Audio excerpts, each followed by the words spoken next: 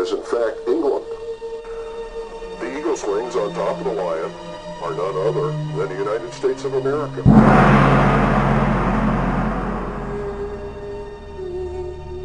Or the Soviet Union.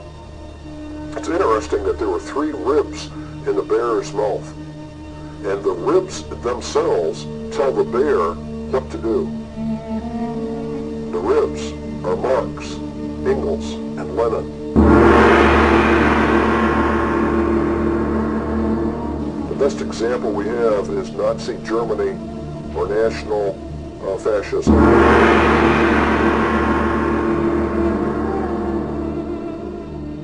Not a nation. It's not a state.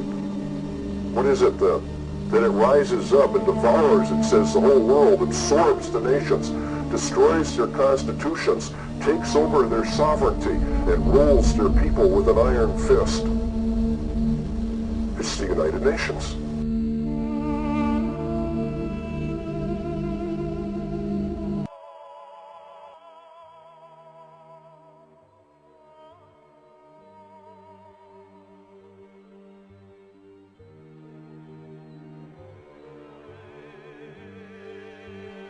From 1945 and the end of the war through 1989 and the end of the Cold War, we had a worldview.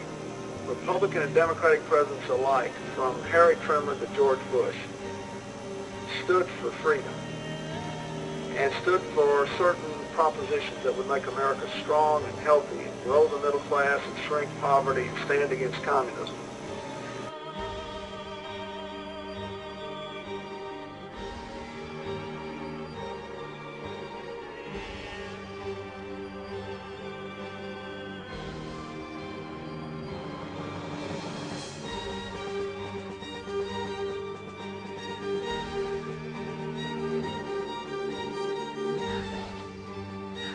I'm the decider, and I decide what is best.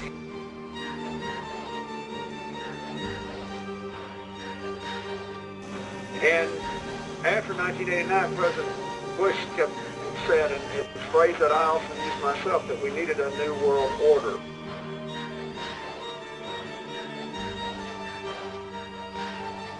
We have before us the opportunity to forge for ourselves and for future generations a new world order. A world where the rule of law, not the law of the jungle, governs the conduct of nations.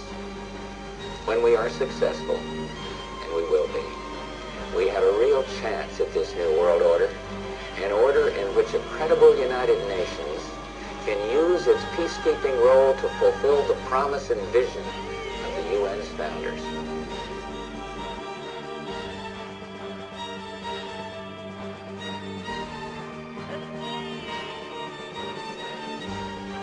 It is too late for Saddam Hussein to remain in power. We will tear down the apparatus of terror, and we will help you to build a new Iraq. This one. Get in there. Get on the fucking floor! Get on the fucking floor!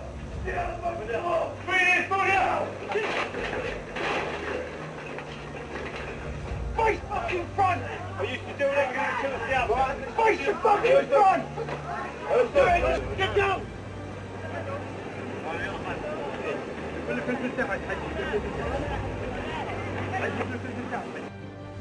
Saddam Hussein and his sons must leave Iraq within 48 hours. Their refusal to do so will result in military conflict, commenced at a time of our choosing. For their own safety, all foreign nationals, including journalists and inspectors, should leave Iraq immediately. Many Iraqis can hear me tonight in a translated broadcast, and I have a message for them. If we must begin a military campaign, it will be directed against the lawless men who rule your country, and not against you.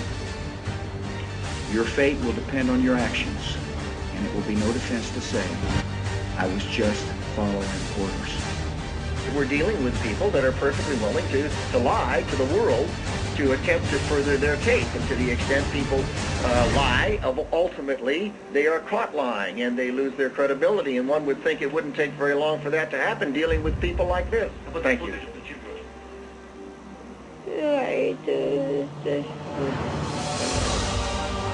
I'm Gerald Ford, and you're not. I'm not a crook. Why am I here? The question is whether we're going to go forward tomorrow or we're going to go past to the back.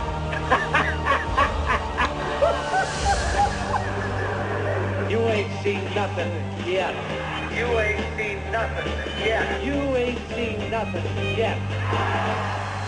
Doing everything we can. We're doing everything we can.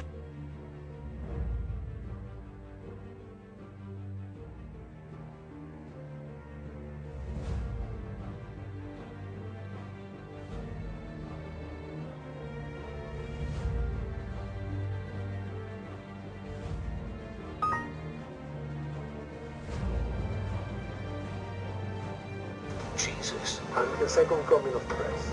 Tonight on CBS 42 News at 10.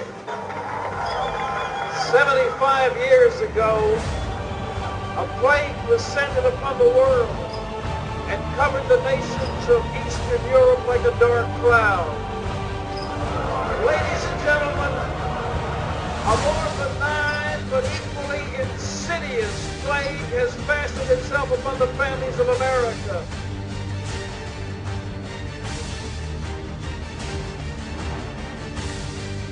Let us never tolerate outrageous conspiracy theories.